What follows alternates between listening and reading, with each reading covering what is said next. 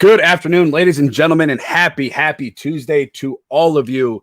It feels so great to be back here from vacation. I know I've been gone for about a week or so, a little bit tanner. Had a little bit of a fun vacation with the kiddos. So glad to be back talking Bucks and Brewers with you. Of course, as you can see, if you are on the live feed, thank you so much for tuning in. I am decked out in NBA Finals apparel because it's never happened in my life, and I am super excited. If I could sleep in this stuff, I would, but thank you so much for tuning in for another jam-packed episode of the Brew City Lounge. I am your host, Brandon. Go ahead and follow me on Twitter at Wisco_Brandon. Please follow the show on Twitter, on Facebook, on YouTube at Brew City Lounge. Like I said, excited to have you guys tuning in. If you are on the live stream, good afternoon to you. I hope you are all doing well. If you are listening wherever you may get your podcasts, and also do not forget Brew City Lounge is wherever you get your podcasts, Apple, Google, Spotify, all that good stuff. It is an absolute honor and privilege to be here talking about our favorite teams with you. Of course, I am talking about those Milwaukee Bucks, 3 wins away from an NBA championship. In our first place,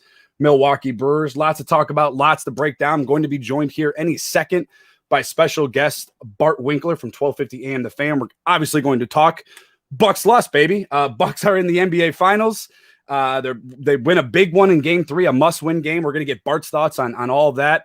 I'm pretty sure he's still on the lookout for his chair on Wisconsin Avenue. So if you haven't, if you've seen it, make sure you give Bart his chair back. Talk a little bit about Giannis dominating those NBA Finals. And again, the Brewers are in first place at the All-Star break. Before we get into all the good stuff, do not forget the show now has its own merchandise. So hop on over to Facebook, hop on over to Twitter. The link is posted at the top of those pages. Click that link, shop for your favorite Brew City Lounge apparel.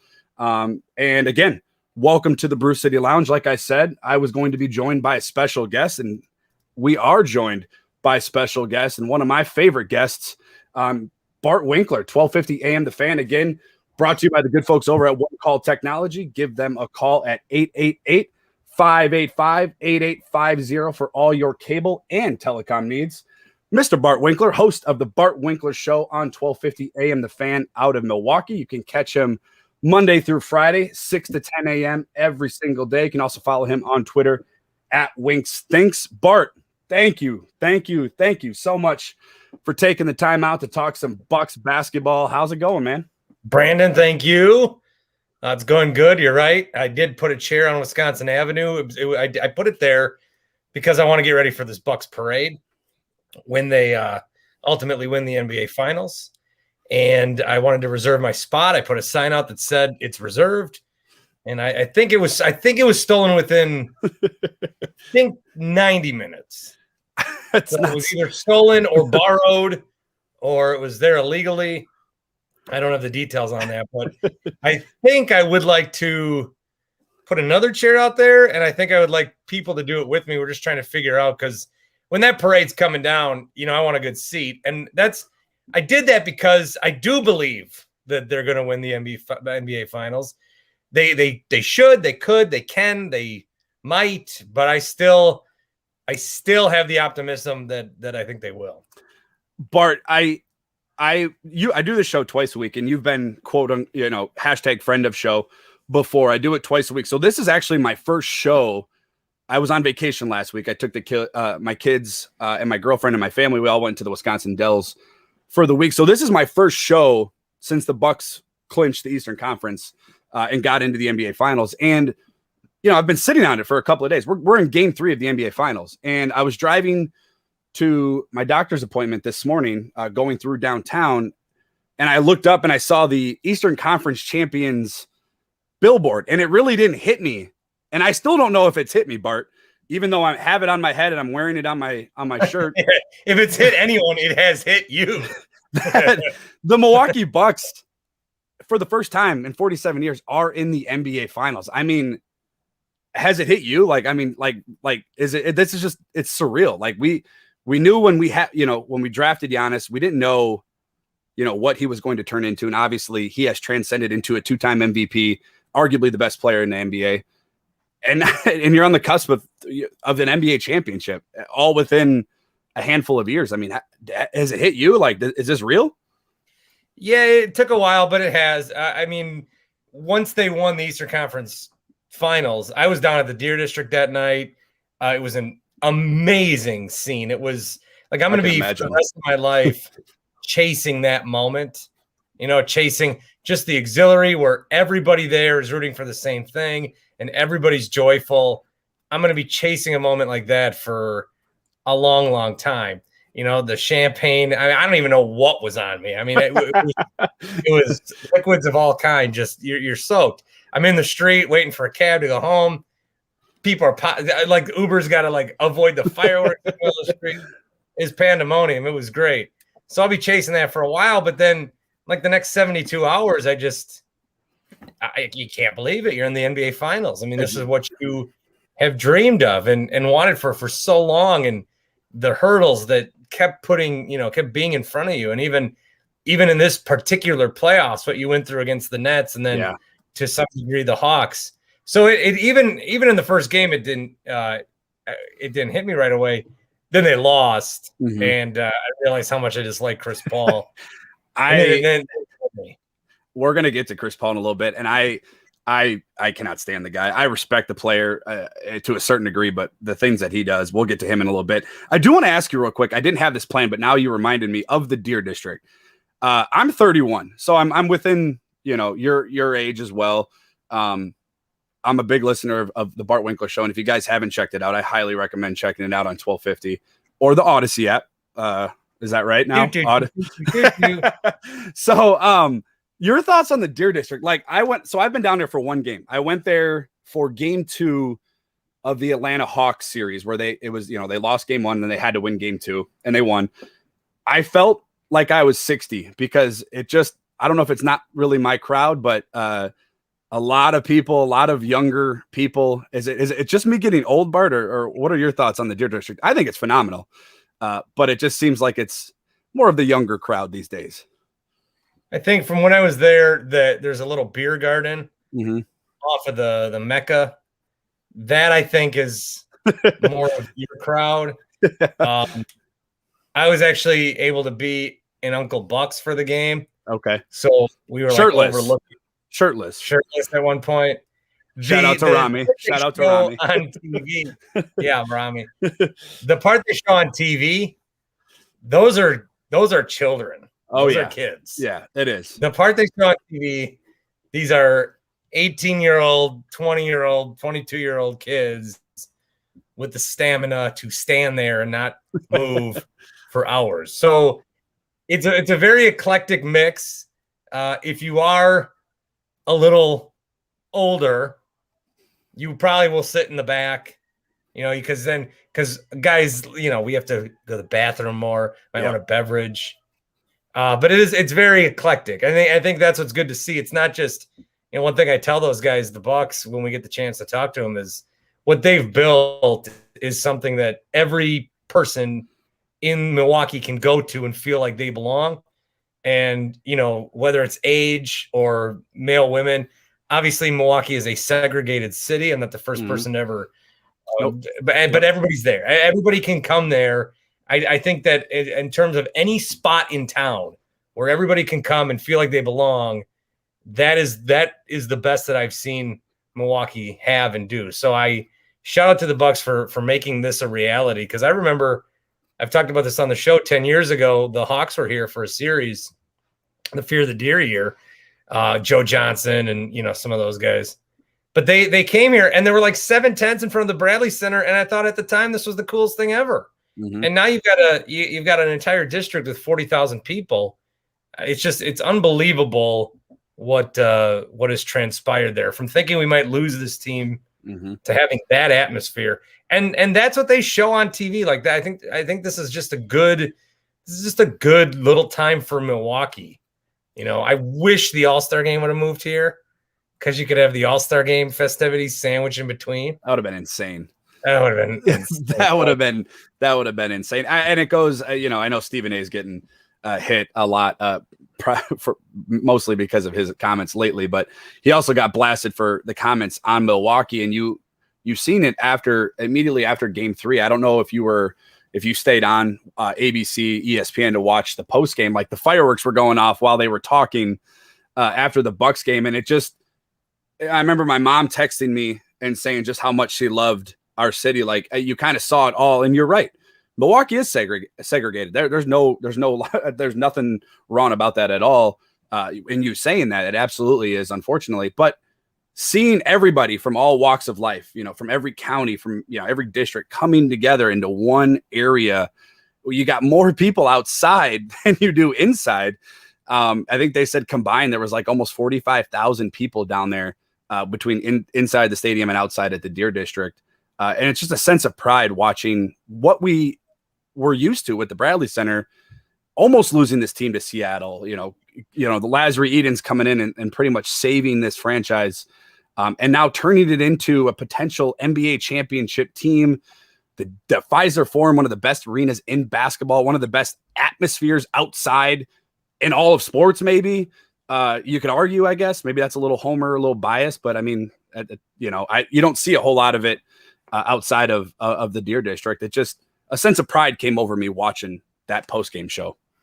Well, it's good for Milwaukee, just not even nationally, but within our own state.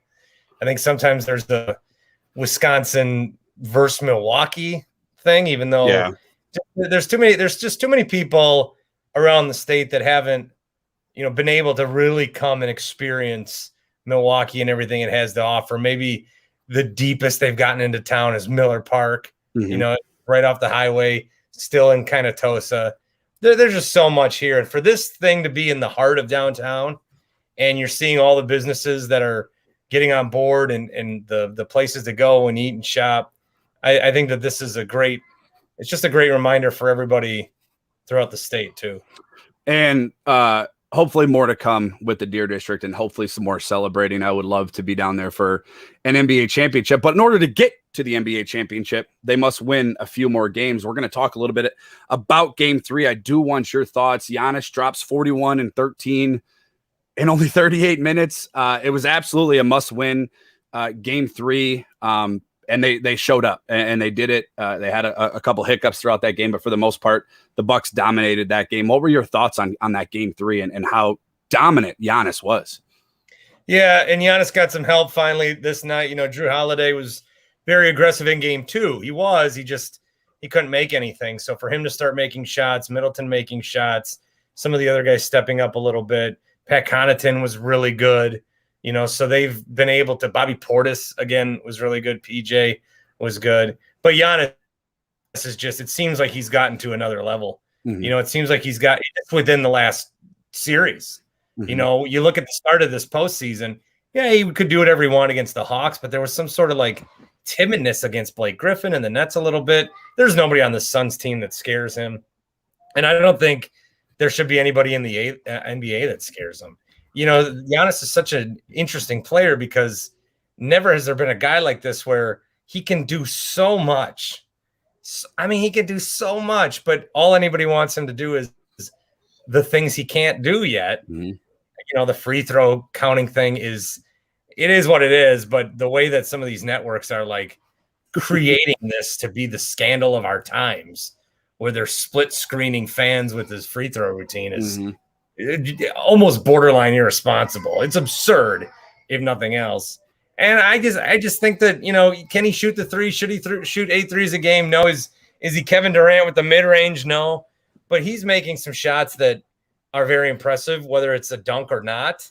And I think that he's just become more confident, whether that means, or that's because of the injury he had where he thought he was going to miss a year and he got to watch his team without him and then be a part of that, or maybe he's, just thankful every day that he can be out there.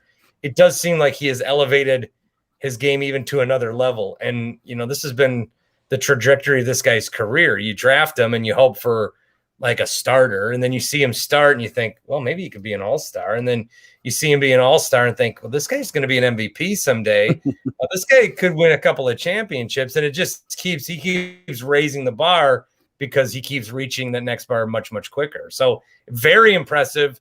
They're not going to win the series without him, but they do need some other guys to step up going forward, especially they win game 4. You're going to need some guys in game 5 that maybe you weren't counting on, because that's going to be a tough environment. I just wanted them to do what they did against the Nets. You lost the first 2, so win the next 2 at home, and then you've reset things for a 3-game series. Yes, you're at the disadvantage on the road, but if you can just win on Wednesday, reset things. You've got a best of 3 to win the NBA championship. What more can you ask for? Totally agree with you. And I was watching game 3.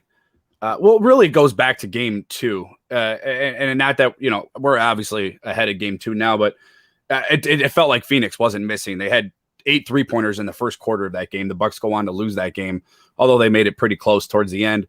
And then you come into game 3 and dominate. It felt a lot like, and I know it's a recency bias, but it really did feel a lot like that Brooklyn series, where Brooklyn in that game 2 couldn't miss. I mean, they were up by 49 at one point against the Milwaukee Bucks, and it just felt like Brooklyn, whatever they threw up, they made. And that's what happened in game 2 with Phoenix, and the Bucks weathered the storm for the most part, and they had a chance late in that game to make it a closer game and maybe win, and they ended up losing. And then they come home, and it's different. Energy is different. You're protecting home court. I'm not a huge fan of how the NBA decides home court advantage, and I respect it. I just wish I wish they had a different way of doing it, but I guess there really probably is no other way of doing it. But when you look at the home court advantage for Phoenix going into game 4, is it a must win to get to Phoenix at 2-2? Because in my opinion, if you go down 3-1, it's been done before, but it's only been done one time. In your opinion, is game 4 a must win? Well, I'm going to say, yeah, because see if this makes sense. I think this team can come back from 3-1 against this Suns team. I think they can, but they probably won't. So they're capable of it. You do it out of 100 times, they'll do it a handful, but you got to win. You got to even this series up, because game 5, you can almost, I really think that this is in line to follow the Nets series, where they're going to go back to Phoenix in game 5. That crowd, the Bucks crowd has certainly stepped up in this playoff run. Yesterday, or game 3 was probably the loudest I've ever heard them. Yeah. And it's the loudest away crowd that Phoenix has seen. The Staples Center with the Lakers, that was round 1. The Nuggets, they weren't going to beat that team with their injuries. The Clippers wasn't the same. This is the Bucks, and they're getting a lot of attention. Our fans are getting a lot of attention. So Phoenix, with all these, crazy guys they keep showing that are like, if they're not fighting. Yeah, we're fighting. They're gonna put it on themselves to will that Suns team to a victory. So, yeah, a must win is not a must win until it's a must win, but you got to win this game. Yeah, I agree, and I think they probably will, and we'll get your prediction at the end of the show. I did want to talk a little bit about Giannis, or as some national guys like to say, Giannis. I don't understand how people mispronounce it. It blows my mind, but Giannis. This series, obviously the playoffs in general, but Bart, I mean, 5 games ago, we thought he was done for the year. He thought he was done for the year. If you heard him talk about it in his press conference at the first game before the NBA Finals, this series is at 34.3 points per game and 14 rebounds. I agree with you. I think we're just seeing a guy that is, look, he's only 26, but I think we're starting to see a guy that is starting to realize, if he didn't realize it before, that there's not many people that can guard him or stop him. No, and the Suns are not a team that can either. And now you've got the injuries they have to Saric. DeAndre Ayton can do his best, but once he's out, I mean, Giannis just feasts. Yeah. The way he looks at Cam Johnson or Frank Kaminsky or these guys off their bench, it's just he has no hesitation. You can see it. You can see when he's behind the line and he notices who's on him, and it's just one. Maybe the guy's got some help, but he's like, I can do this. I got the biggest wingspan of all time. My Euro step is incredible. I'm going to get this, and I'm not going to dunk it. I'll get it. I'll lay it in. I mean, I'm the Greek Freak, for goodness sake. So I think that he knows that, and they haven't stopped him all year. The first 2 games of the series, not the series, but in the regular season, he had 47 points. Game 1, he got to the line a bunch. Game 2, he did leave with a leg cramp, but he was in the high 30s. Yep. He's not had a problem against the Suns team at all this year, and so that confidence is only going to build. And I thought to start game 3, he was doing a really good job of distributing the ball too. I thought he was getting it out. I think he had 4 assists in the first quarter. That is a key part of this team, is that, Giannis is going to get his but also when he can't get there, you guys need to be open. And more importantly, you need to make your shots. You look at these games, yeah, there's a lot of chess match, X's and O's and all this stuff, but when the Suns make their shots, they win. And when they don't, and vice versa on the Bucks. So you're going to get open looks. You got to convert those. As much as we break this down, a lot of times it sometimes just comes down to it's a make or miss league. And it completely is. And yeah, I'm still hoping out for that Bryn Forbes game. I do think we're going to see a big game out of Chris Middleton in game 4. I think it's going to be the Chris Middleton game. But Chris Paul, after game 3, mentioned, quote unquote, building a wall to stop Giannis. Now, I agree with you. There's nobody on Phoenix that can guard Giannis. DeAndre Ayton, size-wise, yeah, he can. Laterally, though, Giannis is just too quick. He has too many moves. He's too long. You're not going to stop him. And anything it's going to result in DeAndre Ayton getting in foul trouble like we saw in game 3, 5 fouls in 24 minutes.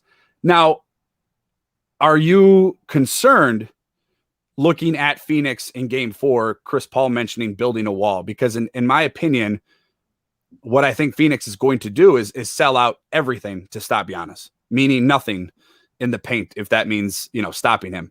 Are you concerned with guys hitting their shots? Because outside of, I guess, Drew Holiday in game 3, he had a pretty good game, 21 points. He missed.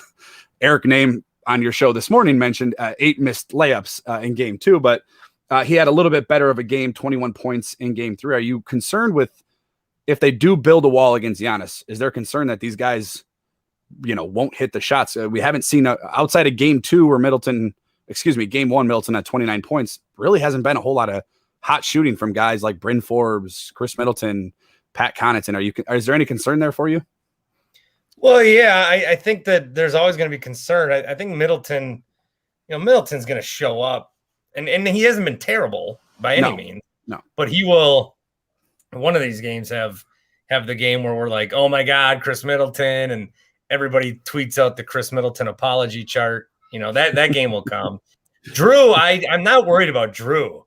Mm-mm. I always thought that Drew was if you want a Chris Paul, you're getting what you want in Drew Holiday. Now, the shooting that Chris Paul is up to, the circus shots, the 60% at one point, that has been a surprise. Mm-hmm. He's not a volume shooter, and now he is, and he's making them all. But Drew, outside, if he's more consistent at the rim, which is so inexplainable why he hasn't been, then the series is fine again in his favor. We need a Bryn Forbes, man. They're gonna need. Mm-hmm. They're gonna need. Yeah, they're gonna need someone else to step up. And Bryn is like the last guy left. Bobby's giving you what you want him to. PJ is as well. Pat is over exceeding what you want from him, and he's been consistently doing that in the playoffs. And then it's gonna be like you need another guy, like the Suns. Even the Suns have like Cameron Payne or Cam Johnson. And these guys can come off the bench and score 10 in a hurry and finish with 20. We need another guy that can do that. And they don't have that right now. And it's not going to be Jeff Teague. It's got to be Bryn Forbes. It's just got to be Bryn Forbes. You've always needed just like a pure 3-point shooter on this team, which is why I like the Rashawn Vaughn pick so many years ago. I thought in a championship year, you would have developed him to be that guy. Yeah. But that's all he was. He was just a 3-point shooter guy. Mm-hmm. Bryn's basically a variant of Vaughn. He needs to have a game. He's had those games. He's had those games against the Heat. So the thing with Bryn, though, is right away within 2 shots if he's in or out. If he's 0 for 2, he's done. If he makes the first one, he's going to make 6 of them. Yeah. It's just, you want to talk about streaky, but they're going to need somebody like that. And I don't know who else it could be. Maybe it's Brook having the Brook game that he had against the Hawks where he had 30-some points. Maybe it's something like that. But you're going to need one of these guys to play above. You need, whether it's Middleton playing above 25 points, Holiday playing above 20, Brook playing above 15, PJ playing above 5, Pat playing above 8. You're going to need one of those guys to have a night where they're the Mikal Bridges, where they score 27. And you're like, oh, we didn't expect that. Wow. They won't do it again, but for a night, you need that. And that may be what makes or breaks the series. I anticipate game 4 being a closer game than game 3 was, a 20-point blowout win. I agree with you. And I think what we're going to see is, championship teams, whether it's LeBron led teams or with Kevin Durant and the Warriors, it's always that one guy that you just really never expect, and you look back and you're like, wow, that guy was really good for a while. Pat Connaughton has surprised me, Bart. Like, I'm not a guy that hates Pat Connaughton. I know a lot of people, and rightfully so, didn't like that deal in the offseason. I think it was like 3 years, 21 million. It like initially was 2, and then all of a sudden another year was thrown in there. It was weird. Has he surprised you in the finals? Because he's really been pretty good. I mean, scrappy. He's getting those loose balls. He's hitting a couple big threes. Has he surprised you at all? Yeah, and that he's just a guy that, is finding his role and then making sure he succeeds in that role. So he does need to be a, tenacious guy. He does need to be all over the place. He does need to be the one jumping up for rebounds. He can't be a shoot first guy. Mm-hmm.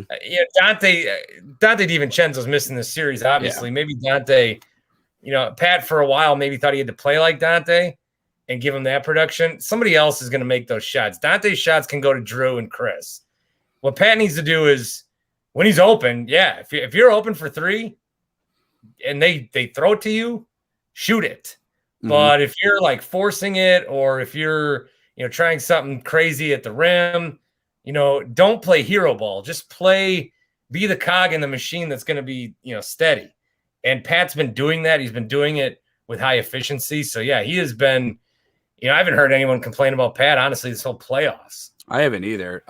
Somebody we have heard complaining about pretty much every series, and maybe this series it's a little bit quieter, is Coach Mike Budenholzer. I don't know what side of the train you're on. I kind of go back and forth myself, jumping back and forth what I want to do with Coach Mike Budenholzer when the time is right. But looking back, I don't think they took Atlanta very serious. He obviously clamped down on them a little bit in games 5 and 6. He did a lot in the Brooklyn series, and I think that series gets swept under the rug, because everybody said, well, they didn't have Kyrie Irving. You had Kevin Durant, and he was unstoppable, unguardable, and you did things to limit other players on Brooklyn, role players that is, from stepping up and having huge games. In your opinion, the Bucks are 3 wins away from an NBA title. In the event that they don't win the NBA championship, has Coach Mike Budenholzer bought any extra time, or do you think he's gone? No, he's probably not gone. Now, if they get the gentleman's sweep and don't win anymore, I don't think the Bucks are going to move on from him. I think they got to the finals. They're going to try some roster tweaks, but I don't think they're going to move on from him. I don't think they're going to get to the finals and think it's time to rock the boat.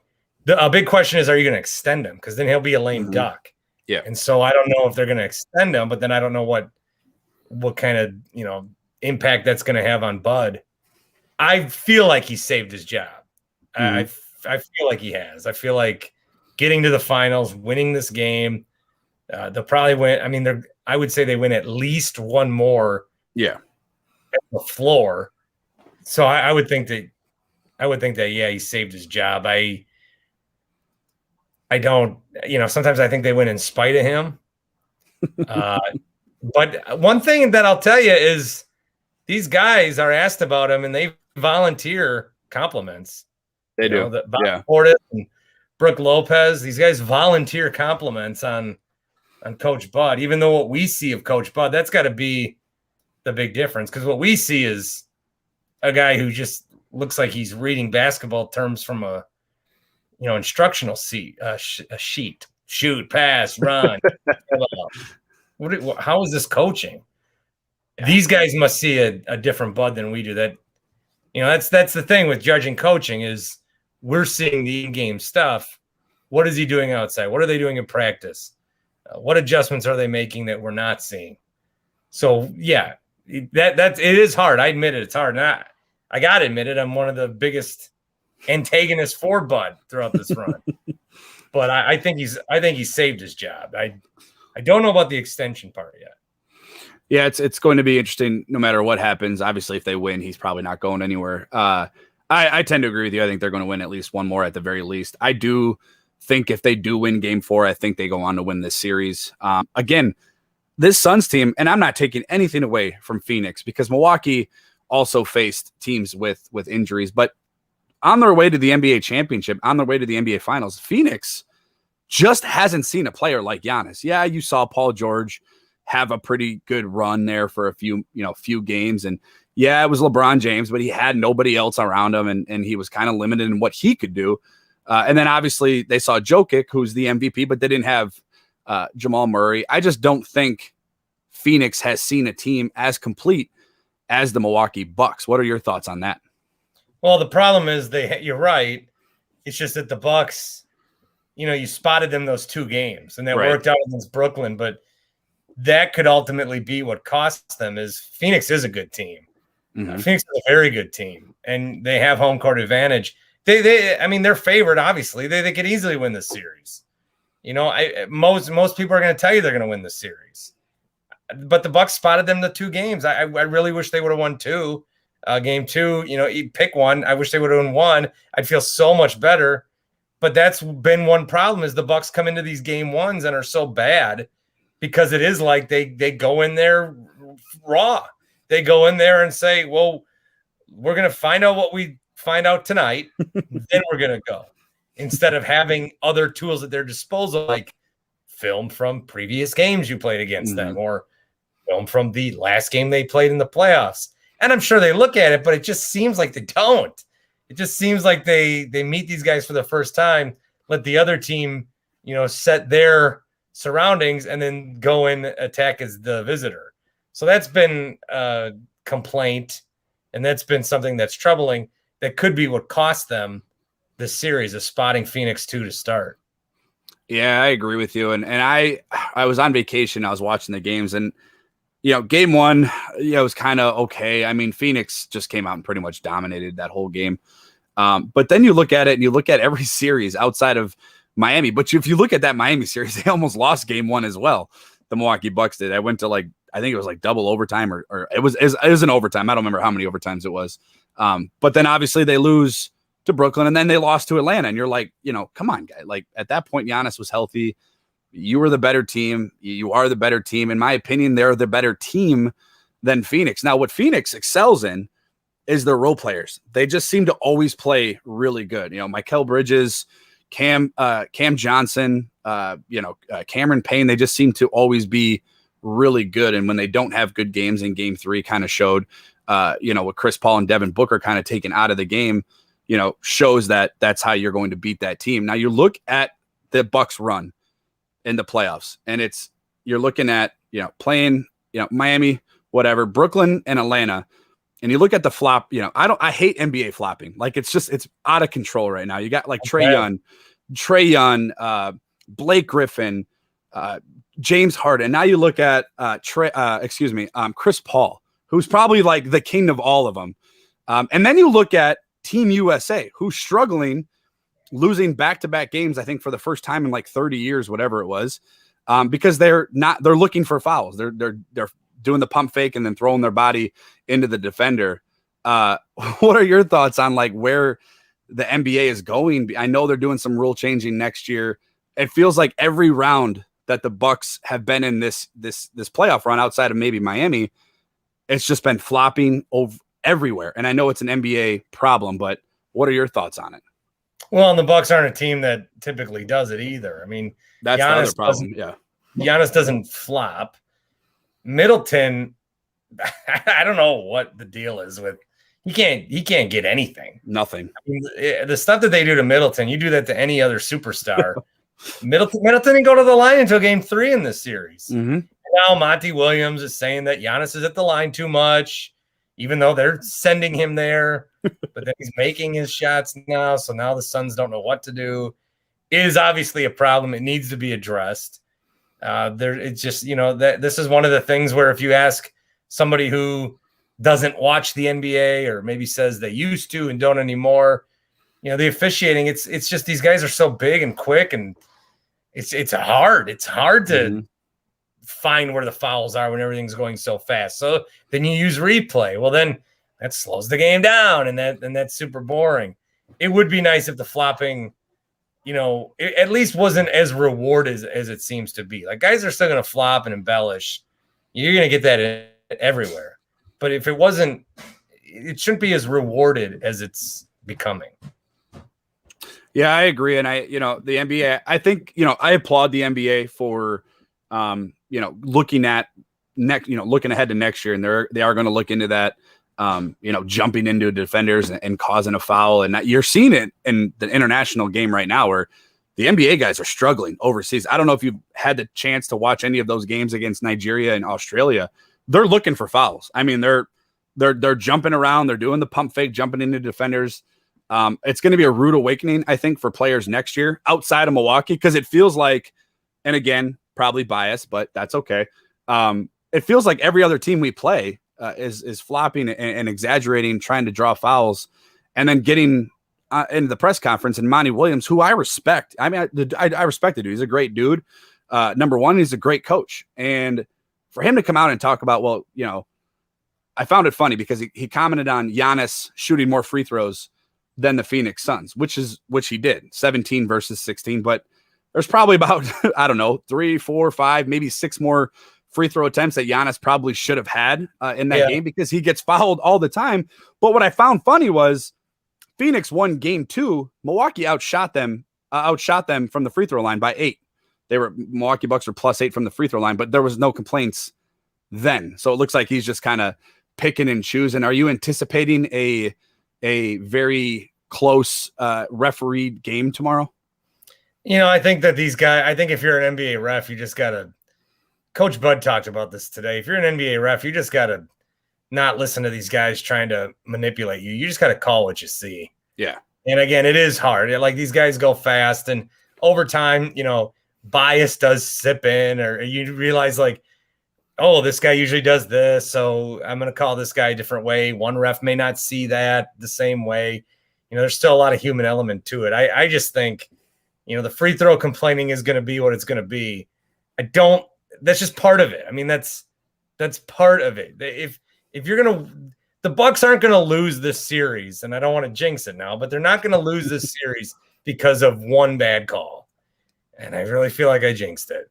But just play above it. Play better. I always think you got to play good enough to win, but just a little better than that, just in case something fluky happens, or there is a mistake, or whatever. The replay, you can't see the right angle. It ultimately is going to come down to how well do you play? Are you making your shots? How good is your defense? Are you forcing turnovers? Once we start relying on these other things to help us out, and that's where a big problem is a lot of players seem to make that a part of their game. And I'm so happy. I'll be so happy when it's out. Just focus on you and just go from there. I know that it's frustrating watching this game. Every play. The guy always goes, what? Every play. And, that wears down on even, like, diehards like ourselves. We're like, come on, man.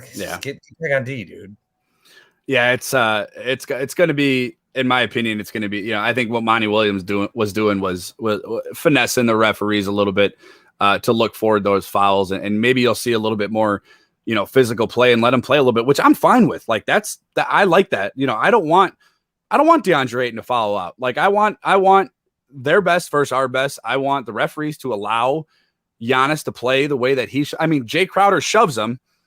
Giannis goes back to him, and then they call an offensive foul. It's like, it gets frustrating because a guy like Giannis, and if you look at his press conference, I think it was yesterday or the day before, whatever it was, he had like all these scratches on his arms and just looks beat down, and he's got his knees wrapped with ice.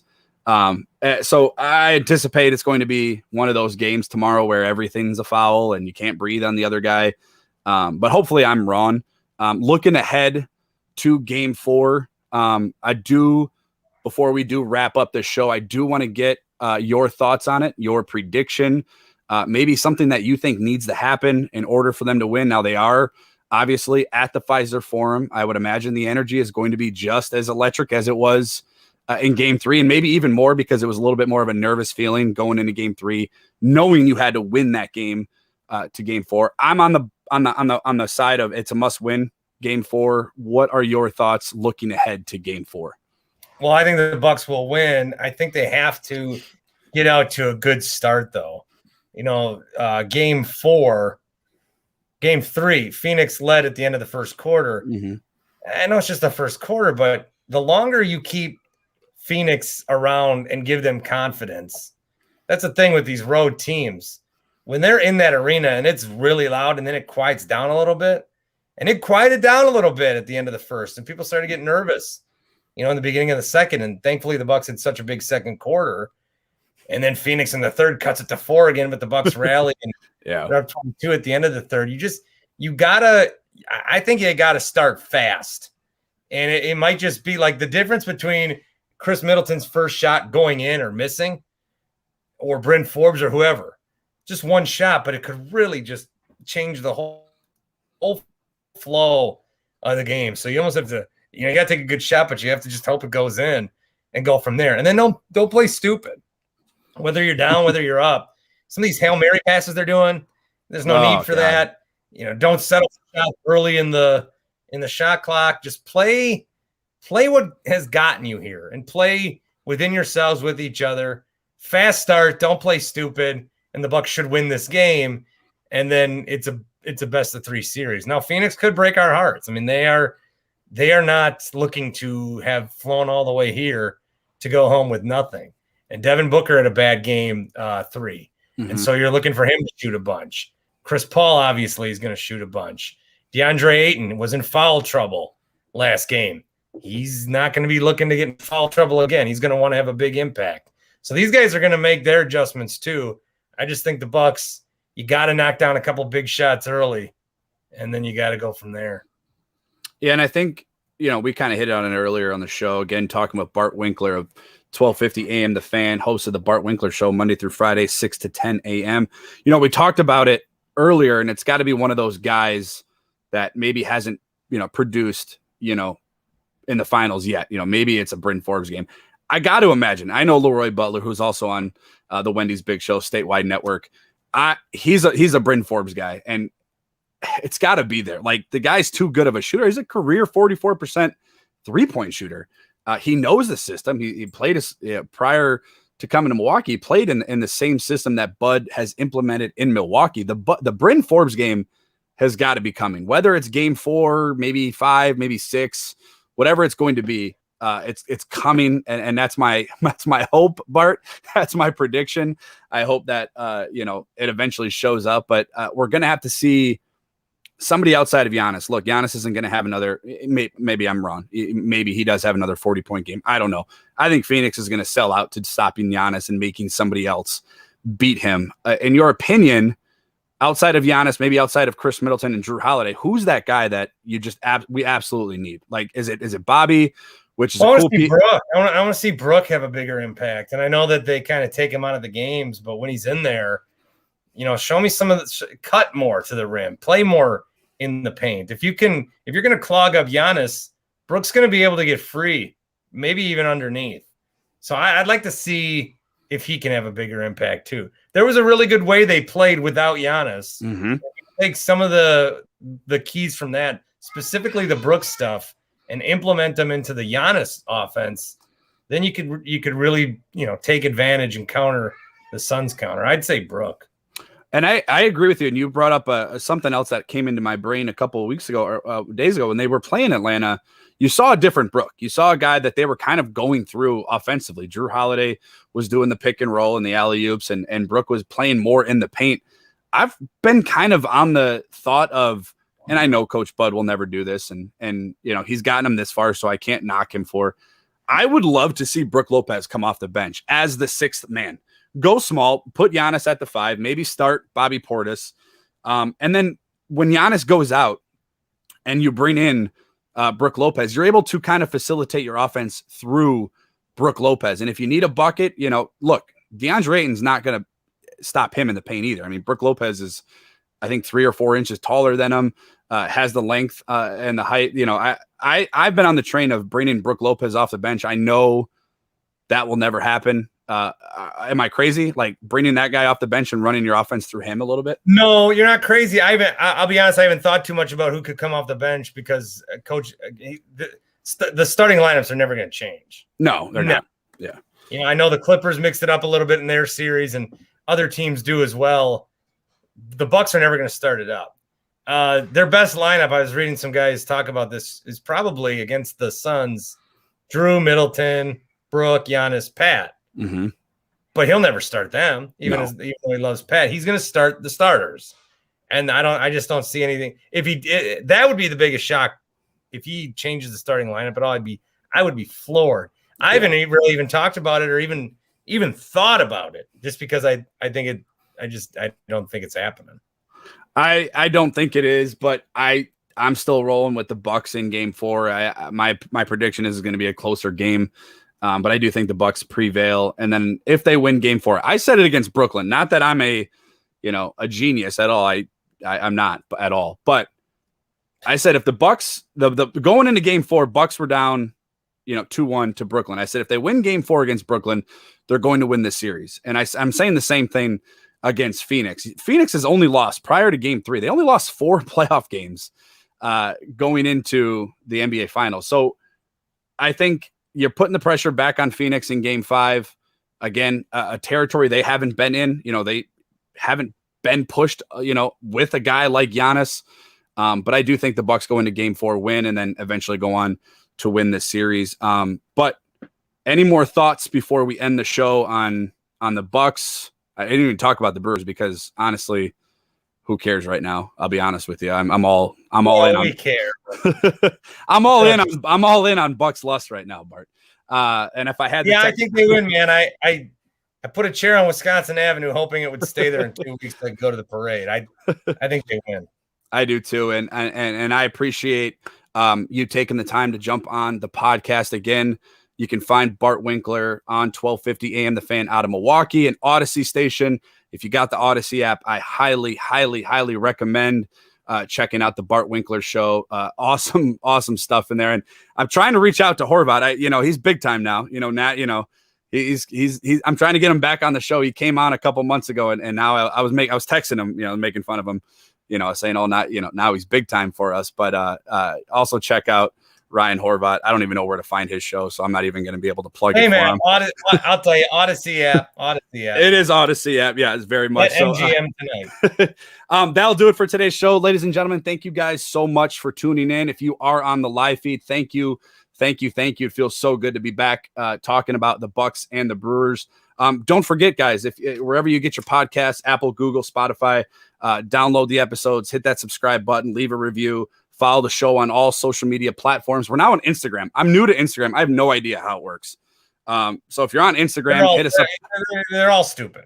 They're all I agree. It's what Horvat used to call the dark web. So we're on Instagram as well. Brew City Podcast. You can follow us on there. Obviously, Facebook and Twitter at Brew City Lounge. I am your host, Brandon. You can go ahead and shoot me a follow at Wisco_Brandon. Also shoot my buddy, friend of show, Bart Winkler, follow at Winks Thinks.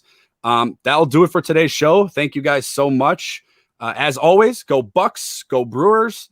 We'll talk to you soon, Milwaukee. Have a great rest of your week. Talk soon. Later.